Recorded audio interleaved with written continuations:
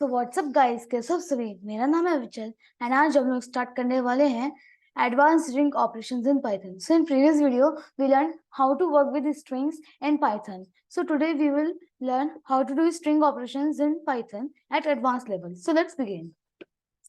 So our first topic is how to mix numbers in a string. अब बात आती है कि हम स्ट्रिंग में नंबर्स कैसे मिक्स कर सकते हैं। सो स्ट्रिंग में नंबर्स मिक्स करने के लिए बहुत सारे वेज होते हैं, लेकिन हम उनमें से 3 वेज पढ़ने वाले हैं। पहला first way is using str function, second is using dot format function, object function, and third is using formatted string. Now let's see how to use str function to mix numbers into a string. Now the str function converts a number to the string. अब जो str function होता है वो किसी भी number को string में convert करता है। और अगर हमें जो नंबर अगर उससे हमें ज्वाइन करना है, कॉनकैटिनेट का मतलब होता है join with the string. If we have to join a number with the string, we can use str function with plus sign. हम क्या कर सकते, अगर हमें मतलब हमें नंबर को स्ट्रिंग के साथ ज्वाइन करना है तो हमें str फंक्शन को प्लस साइन के साथ यूज करना होगा। ओके, सो अगर हम इसका एग्जांपल देखें, if we have to print the square of 5 by using str function, so how we will do? So if we say num equals to 5, then we say output equals to square of plus str num, यहाँ पे num का मतलब 5। Okay, so square of plus num plus is plus str num to the power 2. We said print output, then the output will be square of 5. Square of 5 is 25. So using dot format object function to mix numbers to a string. The dot format object function creates a formatted string using placeholders. जब अब क्या होता है कि dot format object function है वो एक formatted string बनाता है यूजिंग प्लेस होल्डर्स।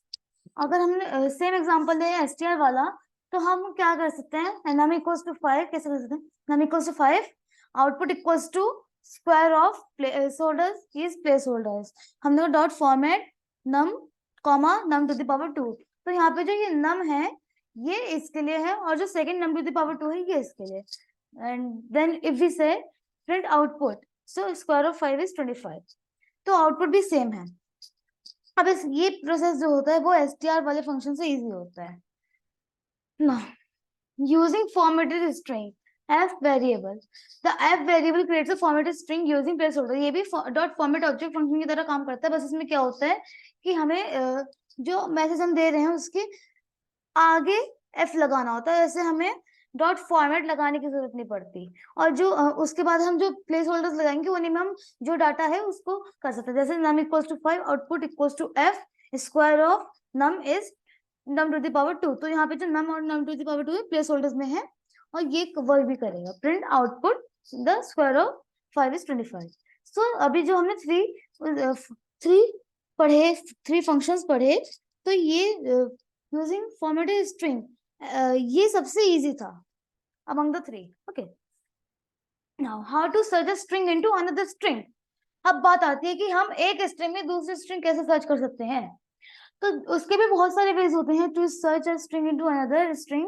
हम उसमें से 5 वेज पढ़ने वाले हैं। First is using in operator, second is using dot count function, third is using dot index object function, fourth is using dot find object function, and fifth is using dot rfind object function. So how to use in operator? So the in operator is used to search a string into another string and returns boolean result true or false. इसका मतलब है कि अगर हम जब in operator use करते हैं तब वो भी वो एक स्ट्रिंग के इस स्ट्रिंग को ढूंढने के लिए, मतलब एक स्ट्रिंग को दूसरे स्ट्रिंग में ढूंढने के लिए काम आता है। और अगर जो हमने स्ट्रिंग सर्च करी है अगर वो दूसरे स्ट्रिंग में है तो ये बूलियन रिजल्ट देता है, मतलब ट्रू देता है, और अगर नहीं है तो फॉल्स देता है। ओके, जैसे कि हमने कहा name equals to Rohit Kumar Sharma, check Sharma in name, we said print check, so true, क्योंकि शर्मा रोहित कुमार शर्मा में है। If we say name equals to Rohit Kumar Sharma, check Verma in name, print check, so the output will be false because Verma is not present in the name Rohit Kumar Sharma. Okay, now using dot count object function, the dot count object function returns the number of occurrences of a search string. जो dot count object function है वो number of occurrences, मतलब वो कितनी बार उस string में present है वो हमें आउटपुट के तौर पे देता है ऑफ अ सर्च स्ट्रिंग। ठीक है, जैसे कि हमने कहा s equals to welcome to India, we all are Indians, I love my India, we n equals to s dot count India, so we print n, so India came 3 times, so 1 2 3. Okay, now using dot index object function, the dot index, जो dot index object function होता है वो index number return करता है eight which the string is present. मतलब है कि जो डॉट इंडेक्स ऑब्जेक्ट फंक्शन होता है कि जैसे कि जहाँ पे वो प्रेजेंट है, जिस इंडेक्स नंबर वो प्रेजेंट है वो हमें आउटपुट में देता है। और अगर वो मतलब वो जो मतलब जिसमें हमने चेक करने के लिए भेजा है, जैसे नहीं है, अगर वो वैल्यू नहीं है, मतलब अगर वो स्ट्रिंग नहीं है तो वो वैल्यू एरर देता है, अगर उसे वो स्ट्रिंग नहीं मिलती। और अगर वैल्यू एरर को हम कैसे हैंडल कर सकते हैं ये आगे की वीडियोस में हम डिस्कस करेंगे। ओके, जैसे कि हमने कहा name equal to Rohit Kumar Sharma, जैसे p1 equals to name dot index, जैसे शर्मा, प्रिंट p1, तो ये शर्मा 12 पे प्रेजेंट है, 0 1 2 3 4 5 6 7 8 9 10 11 12। ओके, अगर हमने कहा name equals to Rohit Kumar Sharma, p1 equals to name dot index, हमने कहा वर्मा, प्रिंट v1, जैसे कि यहाँ पे वर्मा नहीं है तो ये वैल्यू एरर देगा, इसको हैंडल करना हम आगे के वीडियोस में डिस्कस करेंगे। Okay, using dot find object function, अब बात आती है कि हम डॉट फाइंड ऑब्जेक्ट फंक्शन को कैसे यूज कर सकते हैं। तो जो डॉट फाइंड फंक्शन होता है वो मतलब डॉट इंडेक्स के तरह सिमिलर होता है, लेकिन यहाँ पे क्या होता है, अगर वो प्रेजेंट है तो उसकी जो पोजीशन है, इंडेक्स नंबर है वो दे देगा, अगर नहीं है तो वो -1 देगा, वैल्यू एरर नहीं देगा, वो -1 देगा। अगर वो स्ट्रिंग नहीं है, उस सर्च स्ट्रिंग नहीं है अगर इन मेन स्ट्रिंग, जैसे कि हमने कहा name equals to Rohit Kumar Sharma, p1 equals to name dot find Sharma, print p1, तो यहाँ पे 12th position 12th index number पर शर्मा है तो यहाँ पे 12 आ जाएगा। हमने कहा name equals to Rohit Kumar Sharma, p1 dot equals to name dot find Verma, print p1, तो यहाँ पे वर्मा प्रेजेंट नहीं है तो ये -1 दे देगा। Okay, using dot are find object function, तो जो आर फाइंड होता है और आर फाइंड ऑब्जेक्ट फंक्शन होता है डॉट आर फाइंड, ये बैक साइड से सर्च करता है और इंडेक्स नंबर देता है बैक साइड से, जहाँ पे सर्च स्ट्रिंग प्रेजेंट है मेन स्ट्रिंग में।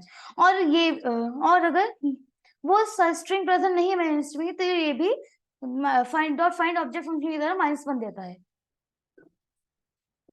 तो जैसे कि हमने कहा s equals to welcome to India, we all are Indians, I love my India, तो p equals to s dot find India, तो प्रिंट p, तो इसने कहा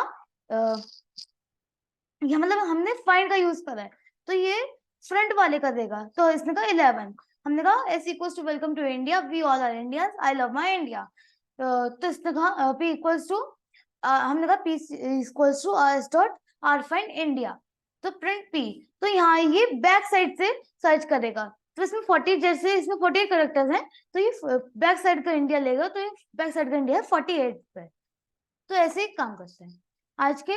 और repeating a string multiple times, अब बात आती है कि हम एक स्ट्रिंग को मल्टीपल टाइम्स कैसे रिपीट कर सकते हैं।